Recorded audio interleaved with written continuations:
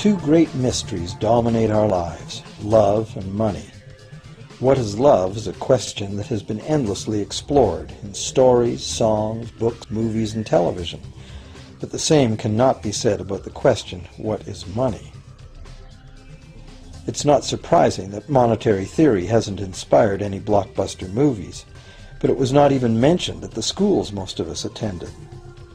For most of us, the question, where does money come from, brings to mind a picture of the mint, printing bills and stamping coins. Money, most of us believe, is created by the government. It's true, but only to a point. Those metal and paper symbols of value we usually think of as money are indeed produced by an agency of the federal government called the mint. But the vast majority of money is not created by the mint. It is created in huge amounts every day by private corporations known as banks. Most of us believe that banks lend out money that has been entrusted to them by depositors. Easy to picture, but not the truth. In fact, banks create the money they loan, not from the bank's own earnings, not from the money deposited, but directly from the borrower's promise to repay. The borrower's signature on the loan papers is an obligation to pay the bank the amount of the loan plus interest, or lose the house, the car, whatever asset was pledged as collateral. It's a big commitment from the borrower. What does the same signature require of the bank? The bank gets to conjure into existence the amount of the loan and just write it into the borrower's account. Sound far-fetched? Surely that can't be true. But it is. To demonstrate how this miracle of modern banking came about, consider this simple story, the goldsmith's tale. Once upon various times, pretty much anything was used as money. It just had to be portable, and enough people had to have faith that it could later be exchanged for things of real value, like food, clothing, and shelter. Shells, cocoa beans, pretty stones, even feathers have been used as money. Gold and silver were attractive, soft, and easy to work with, so some cultures became expert with these metals. Goldsmiths made trade much easier by casting coins, standardized units of these metals whose weight and purity was certified. Well, to protect his gold, the goldsmith needed a vault, and soon his fellow townsmen were knocking on his door, wanting to rent space to safeguard their own coins and valuables.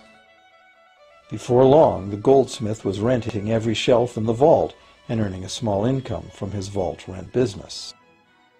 Years went by, and the goldsmith made an astute observation. Depositors rarely came in for their actual physical gold, and they never all came in at once. That was because the claim checks the goldsmith had written as receipt gold were being traded in the marketplace as if they were the gold itself. This paper money was far more convenient than heavy coins, and amounts could simply be written instead of laboriously counted one by one for each transaction. Meanwhile, the goldsmith had another business. He lent out his gold, charging interest. Well, as convenient claim check money came into acceptance, borrowers began asking for their loans in the form of these claim checks instead of the actual metal. As industry expanded, more and more people asked for loans.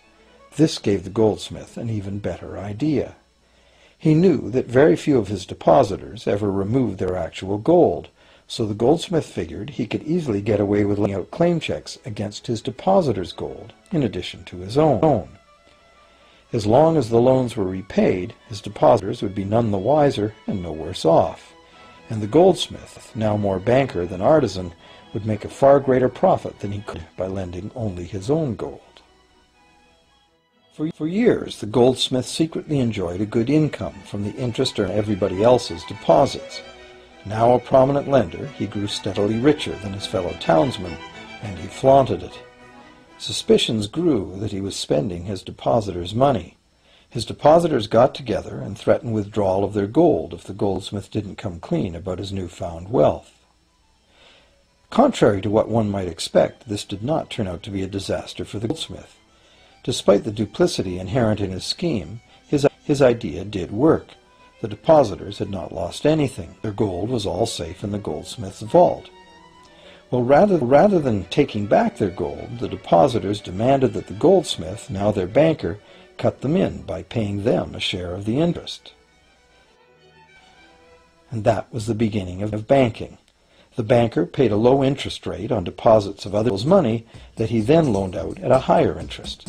The difference covered the bank's cost of operation and its profit. This system was simple, and it seemed like a reasonable way to satisfy the demand for credit. However, this is not the way banks today.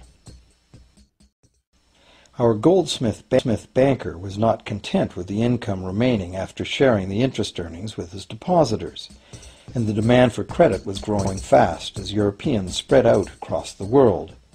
But his loans were limited by the amount of gold his depositors had in his vault.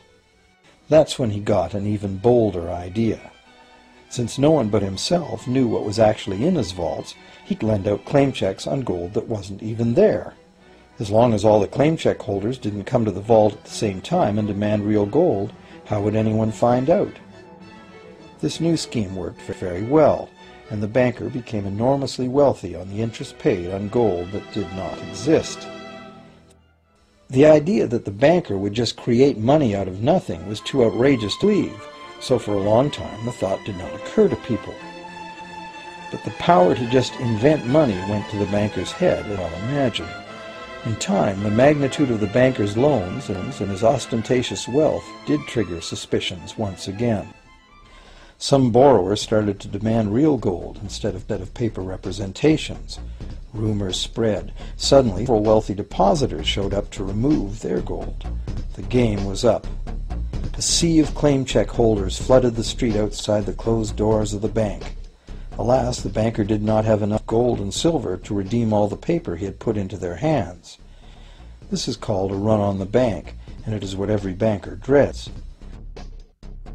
This phenomenon of a run on the bank ruined individual banks and, not surprisingly, damaged public confidence in all bankers.